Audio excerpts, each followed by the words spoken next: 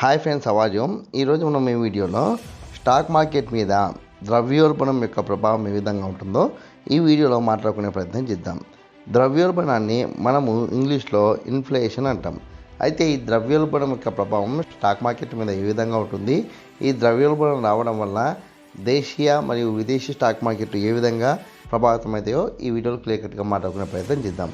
First ఇక ద్రవ్యోల్బణం అంటే ఏంటి, అది ఏ విధంగా వస్తుంది, అది రావడం వల్ల ప్రభావం ఏంటి అనే దాని గురించి ఫస్ట్ మాట్లాడుకునే ప్రయత్నం చేద్దాం. ద్రవ్యోల్బణం అంటే ఒక మార్కెట్లో ఒక వస్తువు యొక్క ధర నిరంతరంగా పెరిగితే దాన్ని ద్రవ్యోల్బణం అని చెప్పొచ్చు. అంటే ఇప్పుడు సపోజ్ ఎగ్జాంపుల్గా మన భారతదేశంలో పెట్రోల్ గ్యాస్ రేట్లు నిరంతరం పెరుగుతూనే ఉన్నాయి. అంటే వీటిని ఈ వస్తువులు ద్రవ్యోల్బణంలో ఉన్నాయని మనం అర్థం చేసుకోవచ్చు. అంటే ఒక వస్తువు యొక్క ధర నిరంతరం పెరుగుతూ ఉంటే కనుక దాన్ని ద్రవ్యోల్బణంగా చెప్పొచ్చు. అంతేకాని డిమాండ్కి అనుగుణంగా పెరిగితే దాన్ని ద్రవ్యోల్బణంగా భావించొద్దు. సపోజ్ ఎగ్జాంపుల్గా ఉల్లిగడ్డ ఉంది. ఉల్లిగడ్డ అనేది మనకి వర్షాకాలం ముందు ఒక 10 రూపీస్కి, 12 రూపీస్కి, 15 రూపీస్కి కేజీ దొరుకుతుంది. ఒకవేళ గట్టిగా వర్షాలు పడి స్టాక్ తగ్గిపోతే అప్పుడు అదే ఉల్లిగడ్డ 80 రూపీస్, 90 రూపీస్ ఇట్లా కేజీ అవుతాయి. కాకపోతే ఆ ఉల్లిగడ్డ 80-90 రూపీస్ కేజీస్ అనేది జస్ట్ ఒక 2 మంత్స్ ఉంటుంది. 1 మంత్, 2 మంత్స్, 15 డేస్, ఎన్నో కొన్ని డేస్ ఉండి దాని తర్వాత స్టాక్ వచ్చినాక మళ్ళీ రేట్ అనేది తగ్గిపోతుంది. కానీ ఇక్కడ ద్రవ్యోల్బణం అంటే ఒక వస్తువు యొక్క రేట్ పెరిగిన తర్వాత తగ్గకుండా ఉంటే దాని ద్రవ్యోల్బణం అనాలి.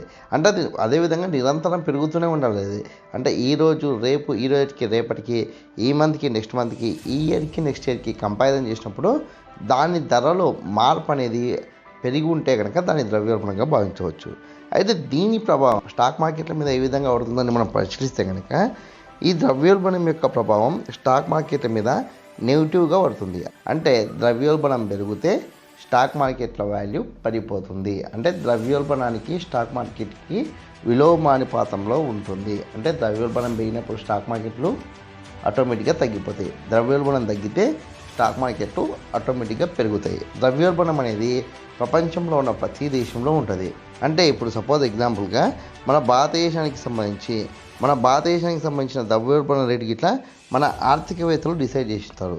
అంటే ఇప్పుడు సపోజ్గా మన భారతదేశం యొక్క ద్రవ్యోల్బణం రేటింగ్ ఎంత అంటే 108 రూపీస్. 108 రూపీస్ని మనం ఏ విధంగా అర్థం చేసుకోవాలంటే సపోజ్ ఎగ్జాంపుల్గా ఈరోజు 2023 ప్రజెంట్ ఇప్పుడు నడుస్తుంది కదా, 2023 ఇయర్లో ఒక వస్తువు 100 రూపీస్కి వస్తే 2024లో ఇదే వస్తువు కొనడానికి మనకి 108 రూపీస్ అవసరం పడతాయి.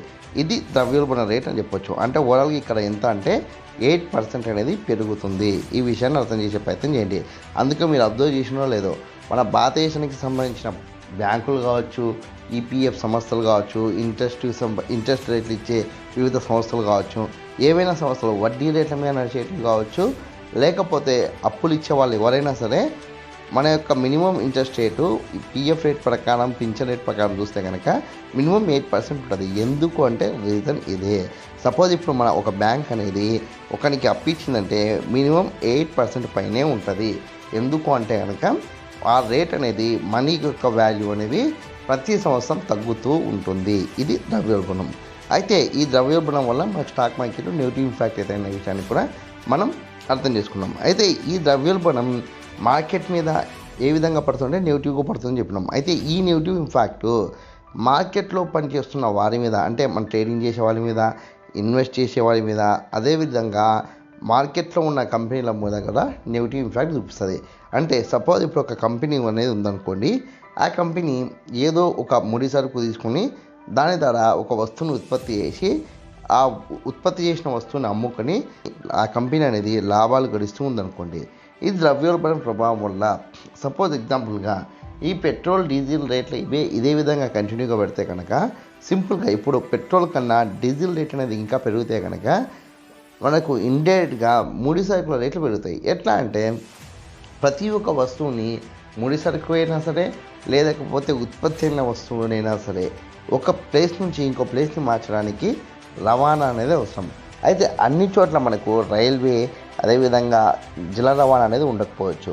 కొన్ని వస్తువుల్ని మనము రోడ్డు ద్వారా కూడా సరఫరా చేయాల్సిన అవసరం ఉంటుంది. అది ముడి సరుకులైనా సరే, ఉత్పత్తి అయిన వస్తువులైనా సరే. అయితే అప్పుడు ఒకవేళ డీజిల్ రేట్ పెరిగిందనుకోండి, ఈ డీజిల్ రేట్ పెరగడం వల్ల ఆటోమేటిక్గా రవాణా చేసే వాహనాలైన లారీల యొక్క ఛార్జెస్ కూడా పెరుగుతాయి. అంటే ఇండైరెక్ట్గా ఇంపాక్ట్ ఏమవుతుంది, కంపెనీ మీద ముడి సరుకులు తెచ్చుకోవాలనుకున్నా లేకపోతే ఉత్పత్తి చేసిన వస్తువుని బయటికి పంపించాలన్నా వాళ్ళు అంతకుముందుకు పెడుతున్న ఖర్చు కన్నా ఎక్కువ పెట్టాల్సి వస్తుంది. ఈ విధంగా కంపెనీలకు అధిక భారం అవుతుంది. దీనివల్ల ఏం చేస్తారు, కంపెనీ వాళ్ళు మళ్ళీ ఉత్పత్తి చేసిన వస్తువు యొక్క రేట్ని పెంచే ప్రయత్నం చేస్తారు. అప్పుడు పెంచే ప్రయత్నం చేసినప్పుడు ఏమవుతుంది, వినియోగదారుడు కూడా ఆటోమేటిక్గా ఎక్కువ మొత్తంలో వాడుతున్న వస్తువుల్ని తగ్గించుకునే ప్రయత్నం చేస్తారు. అంటే ఇది ఓవరాల్ స్ట్రక్చర్ని, ఈ చైన్ని మనం ఒకసారి పరిశీలిస్తే కనుక ద్రవ్యోల్బణం వల్ల ఏ వస్తువు యొక్క రేటు పెరిగినా ఆ వస్తువు ముడి పదార్థంగా లేదా ఉత్పత్తి పరంగా ఉన్నట్టయితే ఆ కంపెనీ మీద ఖచ్చితంగా నెగిటివ్ ఇంపాక్ట్ చూపిస్తున్న విషయాన్ని మనం ఇక్కడ అబ్జర్వ్ చేసే ప్రయత్నం చేయొచ్చు. అంటే ఓవరాల్ స్ట్రక్చర్ని మనం అబ్జర్వ్ చేస్తే కనుక ప్రపంచంలో ద్రవ్యోల్బణం ఎక్కడ వచ్చినా అది స్టాక్ మార్కెట్ల మీద నెగిటివ్ ప్రభావమే చూపిస్తుంది. అంటే ఇక్కడ ఈ ద్రవ్యోల్బణాన్ని మన ఆర్థిక శాస్త్రవేత్తలు అంచనా వేసి ఎప్పటికెప్పటి మనకు అప్డేట్ ఇస్తుంటారు. దీని తర్వాత మనకి స్టాక్ మార్కెట్ల మీద ఆర్థిక మాంద్యం యొక్క ప్రభావం ఏ విధంగా ఉంటుందో నెక్స్ట్ వీడియోలో తెలుసుకునే ప్రయత్నం చేద్దాం. ఈ వీడియో కనుక మీకు నచ్చినట్లయితే లైక్ చేయండి, కామెంట్ చేయండి, షేర్ చేయండి. ఛానల్ని మటుకు ఖచ్చితంగా సబ్స్క్రైబ్ చేసుకోండి. జై హింద్, వందే మాతరం.